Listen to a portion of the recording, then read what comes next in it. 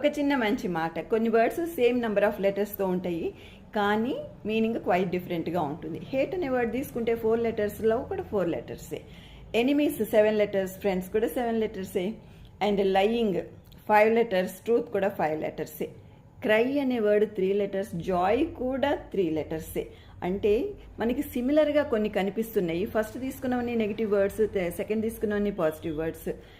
Interesting విషయం ఏంటంటే negativity అనే వర్డ్ 10 letters, పాజిటివిటీ కూడా 10 letters. అంటే అన్నీ కూడా మనకి దగ్గర కనిపిస్తున్నాయి. ఎందుకంటే మైండ్లో క్లారిటీ, ప్రశాంతత అనేది లేకపోవడం వలన ప్రశాంతంగా ఆలోచించి we have to choose what is good, what is right.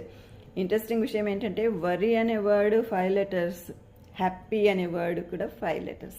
కాబట్టి మనము సిమిలర్గా కనిపిస్తున్న ఒక కోణంలోంచి మంచి విషయాల వైపే మన మనసుని మొగ్గు పెట్టేట్టుగా చూసుకోవాలి. Catch me on my YouTube.